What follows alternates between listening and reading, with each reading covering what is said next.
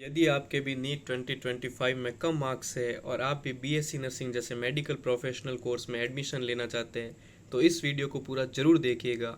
जो हमारा पिछला वीडियो था वो बहुत ही शॉर्ट था और काफ़ी लोगों को दिक्कत आ रही थी समझने में।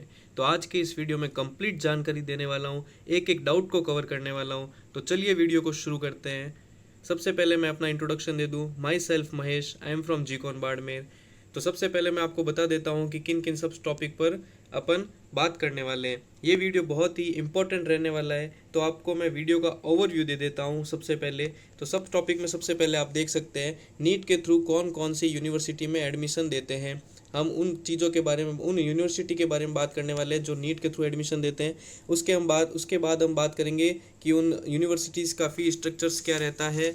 उसके बाद हम बात करेंगे BSc nursing total colleges and seat through NEET. BSc nursing की कौन कौन सी कॉलेजेस है और उनके अंदर कितनी सीटें हैं। उसके बाद हम बात करेंगे cut off college wise and counselling का प्रोसेस क्या रहेगा। कॉलेज वाइज कट ऑफ क्या रहने वाली है और काउंसलिंग का प्रोसेस क्या रहने वाला है। उसके बाद हम बात करेंगे round wise cut off difference क्या रहने वाला है कट ऑफ का राउंड वाइज।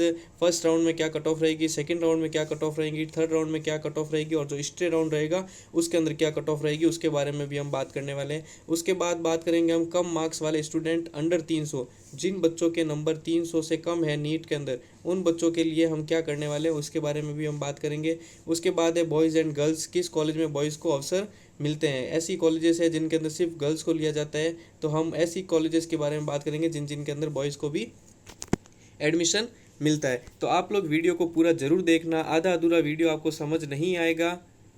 और हाँ, ज़्यादातर लोग वीडियो देखते हैं और सब्सक्राइब नहीं करते हैं, तो प्लीज़ आप सब लोग एक बार चैनल को सब्सक्राइब जरूर कर देवे। हम आपको प्रॉपर गाइडेंस देने वाले हैं नीट के मार्क्स के बेस पर कौन कौन से एडमिशन देता है, नीट के मार्क्स के बेस पर कौन कौन सी यूनिवर्सिटीज़ एडमिशन देते हैं। तो उसके बारे में हम बात कर लेते हैं। सबसे पहले यूनिवर्सिटी है दिल्ली गवर्नमेंट कॉलेजेस। दिल्ली की जितने भी गवर्नमेंट कॉलेजेस है वो सभी नीट के स्कोर के ऊपर आपको बीएससी नर्सिंग के अंदर एडमिशन देते हैं। उसके बाद बीएचयू जो बेस्ट यूनिवर्सिटी है मेरे according, BHU Banaras Hindi university, जिसके अंदर 75 सीट्स है, ओल्डेस्ट है एंड बेस्ट यूनिवर्सिटी कॉलेज।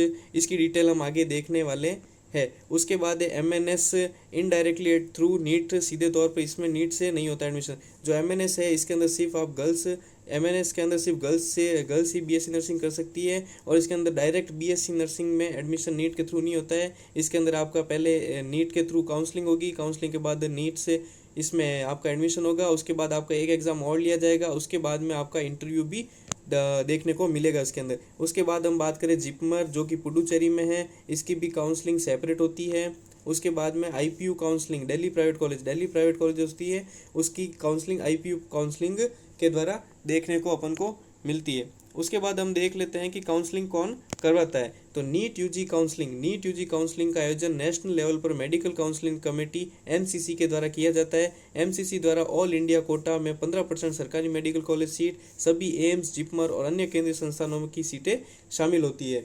तो इसके बाद हम देखने वाले हैं कि काउंसलिंग का प्रोसेस क्या रहता है। ये प्रोसेस मैं आपको बाद में भी बता सकता हूँ, लेकिन मैं अभी आपको समझा देता हूँ कि काउंसलिंग का प्रोसेस आपके क्या रहने वाला है। तो पंजीकरण, उम्मीदवारों को काउंसलिंग के लिए ऑनलाइन पंजीकरण होता है। जो बच्चे काउंसलिंग करवाना चाहते हैं उनको एक बार ऑनलाइन अपना काउंसलिंग के लिए डालना पड़ता है फॉर्म। उसके बाद है शुल्क भुगतान, पंजीकरण के साथ उम्मीदवारों को काउंसलिंग शुल्क का भुगतान करना पड़ता है। उसके बाद जो काउंसलिंग की फीस लगती है वो आपको देनी पड़ती है। उसके बाद है विकल्प भरना, उम्मीदवारों को अपनी पसंद के कॉलेजों और पाठ्यक्रमों को आयत क्रम में करना होता है। जो भी कैंडिडेट है, जो भी स्टूडेंट्स है वो काउंसलिंग कराना चाहते हैं तो वो अपनी मनपसंद की जो कॉलेजेस है उनकी चॉइस फिलिंग करते हैं। उसके बाद सीट आउटनंबरी गई वरीयता अंकों के आधार पर उम्मीदवारों को सीटें आवंटित, जो भी स्टूडेंट जिन्होंने सीटें भरी है, जो कॉलेजें भरी है, तो उनको उनके नंबर के आधार पर उनको काउंसलिंग की जाती है और उनको जो कॉलेज होती है वो अलर्ट की जाती है। उसके बाद दस्तावेज सत्यापन, आवंटित कॉलेज में उम्मीदवारों को अपने दस्तावेजों का सत्यापन करना होता है। जो कॉलेज स्टूडेंट को मिली है तो उस स्टूडेंट को उस कॉलेज में जाके अपने जो डॉक्यूमेंट्स होते हैं वो वेरीफाई करवाने होते हैं।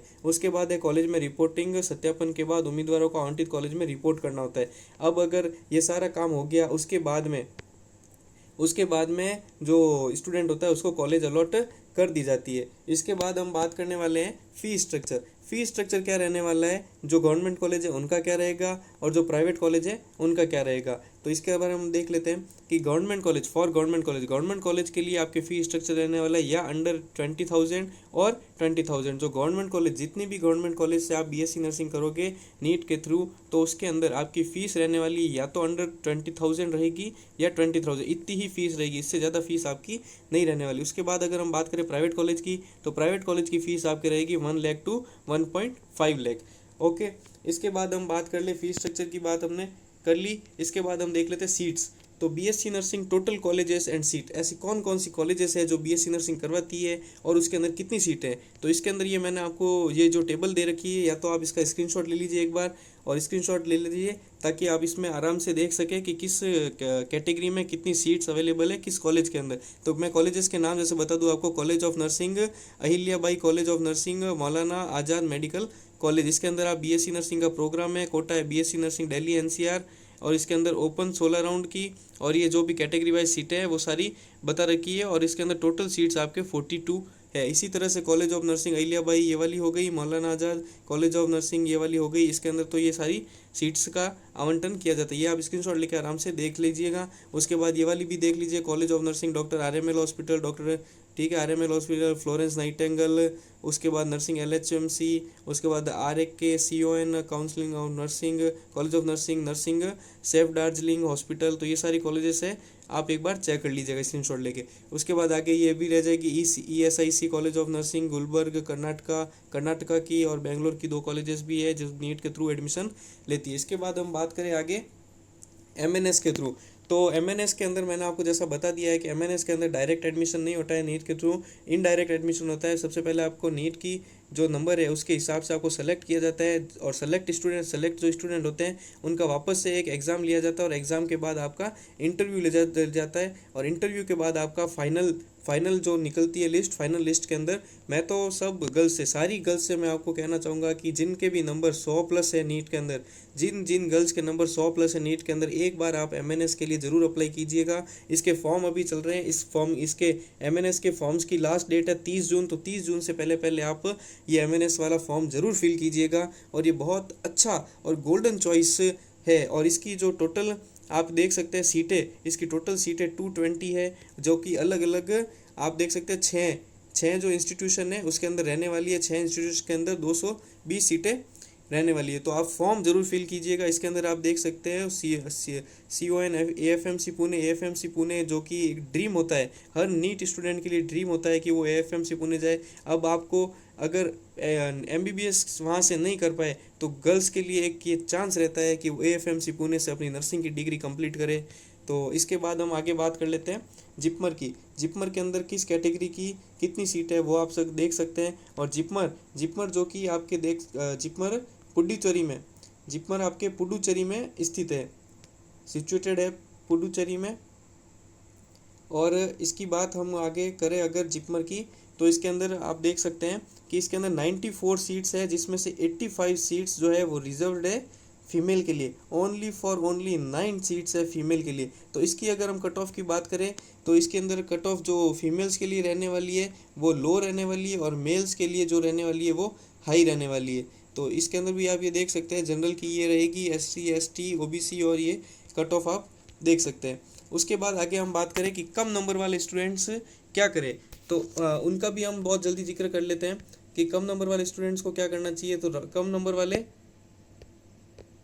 नंबर वाले उनका जिक्र हम करेंगे कि राउंड वाइज क्या सच में क्वालिफाई मार्क्स पर कॉलेज मिलती है। तो क्या सच में क्वालिफाई नंबर पर कॉलेज मिलती है। क्वालिफाई नंबर जैसे कि जनरल के लिए 144 है, और बाकी अदर कैटेगरी के लिए लगभग 133 है। तो इसके बारे में भी हम बात करेंगे। आगे है NEET qualification marks for general 144 और अदर के लिए 113 है। उसके बाद काउंसलिंग सभी को करवानी है जो क्वालिफाइड है, और भरोसे नहीं बैठना है कि मिल ही जाएगा, इसके भरोसे भी नहीं बैठना है कि क्वालिफाई नंबर के बेस पे आपको कॉलेज मिल जाएगी। उसके बाद है सेकंड प्लान, कमेंट जरूर करना अगर आप चाहते हैं कि नीट के अलावा और क्या ऑप्शन है। अगर आपके नंबर नीट में बहुत ज़्यादा कम है और आपको ऐसा लग रहा है कि कॉलेज नहीं मिलेगी, तो आपको एक सेकंड प्लान जरूर तैयार रखना है बच्चों। और उसके अगर आपको चाहिए कोई कि नीट के अलावा हम क्या क्या कर सकते हैं, तो उसके लिए आप मुझे कमेंट ज़रूर करिएगा। अगर आपको अलग से सेपरेट वीडियो चाहिए तो मैं आपको बना के ज़रूर अवेलेबल करवा दूंगा। उसके बाद हम बात करते हैं कि कट ऑफ क्या रहने वाली है। कट ऑफ भी इसमें 4 तरह की रहती है। फर्स्ट राउंड की कट ऑफ, सेकंड राउंड की, थर्ड राउंड की और स्टे राउंड, जो ओपन राउंड होता है, स्टे राउंड में कट ऑफ क्या रहने वाली है। तो अलग अलग कॉलेज के लिए हम अलग अलग से कट ऑफ के बारे में बात कर लेते हैं। सबसे पहले हम कट ऑफ देखते हैं BHU की, बनारस हिंदी यूनिवर्सिटी। बनारस हिंदू यूनिवर्सिटी की कट ऑफ क्या रहने वाली है फॉर मेल एंड फीमेल। तो इसके अंदर तो सीट्स जो होती है वो इक्वल होती है, तो मेल फीमेल की कट ऑफ लगभग सेम ही रहने वाली है।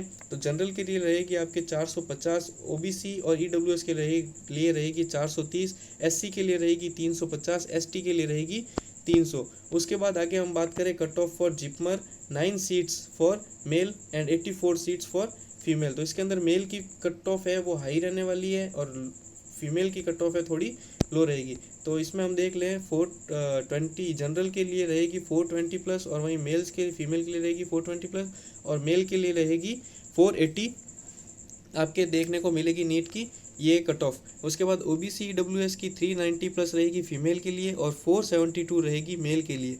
SC के लिए रहेगी 340 प्लस रहेगी फीमेल के लिए और 400 प्लस रहेगी आपके मेल के लिए।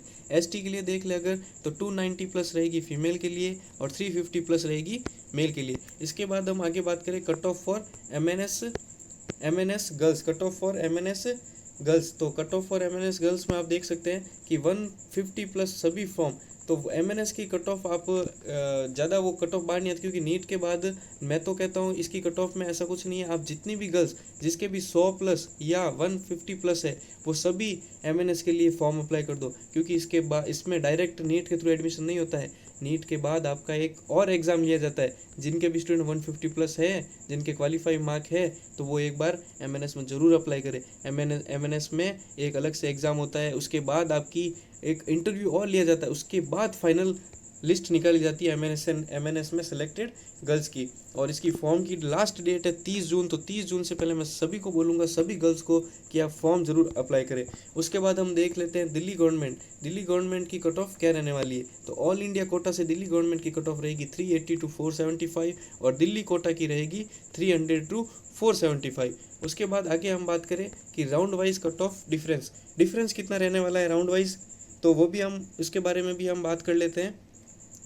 तो फर्स्ट सेकंड थर्ड राउंड में ज़्यादा कट ऑफ रहेगी और special stay round first second third से कम रहने वाली कट ऑफ। स्टे राउंड तक वेट करना है, ज़रूरी है, तब जाके हम कम नंबर पर कट ऑफ कम नंबर पर आपको कॉलेज देखने को मिल सकती है। जिन स्टूडेंट के नंबर कम रहने वाले हैं तो उनको फर्स्ट सेकंड और थर्ड राउंड में अगर कॉलेज नहीं मिलती है तो उनको स्टे राउंड तक इंतज़ार करना है। तो स्टे राउंड तक इंतज़ार करने पर क्या पता उनको कोई ना कोई कॉलेज में सीट मिल जाएगी, क्योंकि हर कॉलेज में कम से कम 1 या 2 सीटें खाली रहती है और वो 1-2 सीटें स्टे राउंड में भरी जाती है। तो जिन बच्चों के नंबर कम होते हैं जो स्टे राउंड में पार्टिसिपेट करते हैं तो उनको वो कॉलेज मिल जाती है। और आपने देखा होगा, जैसा कि आपने मेरे यूट्यूब थंबनेल देखा होगा कि 12 लाख तक बच्चों की जिनकी रैंक है 12 लाख 13 लाख, उनको भी कॉलेज मिल सकती है। तो ये मैंने ऐसे ही मन से नहीं लिखा है। आपने देखा होगा कि यूट्यूब पे दिखाते हुए कि 13 लाख के रैंक पर कॉलेज मिलता है, तो उसके लिए मैटर करता है कि कॉलेज में आपके कैटेगरी की सीट्स वैकेंट है या नहीं। जैसे कि स्टे राउंड में आपने देखा कि अगर स्टे राउंड कम लोग करवाते हैं तो उसके अंदर सीट खाली रहती है, 1, किसी में 2, किसी में 3, किसी में 4 सीटें खाली रहती है। और अगर वही सीट आपके कैटेगरी, जैसे आप OBC कैटेगरी से आते हो और OBC कैटेगरी की सीट उसमें खाली है, तो भले आपकी रैंक भले 12 लाख हो चाहे 13 लाख, आपको उसके अंदर एडमिशन ज़रूर मिलेगा। तो यही राज है कि आपको इंतज़ार करना है। और उसके बाद हम बात कर लेते हैं कम मार्क्स वाले विद्यार्थी क्या करें। तो कम मार्क्स जिनके नंबर 100, 150, 200 के नीचे, तो उन स्टूडेंट्स को क्या करना चाहिए, उनके लिए मैं अगर आप बोलोगे तो कंप्लीट डिटेल नेक्स्ट वीडियो के अंदर ज़रूर बना के बता दूंगा। अगर आप कमेंट करोगे तो कमेंट ज़रूर करिएगा, जिनके भी नंबर कम है तो उनके लिए क्या करना है, तो वो मैं आपको नेक्स्ट वीडियो में ज़रूर डिटेल में बताऊंगा।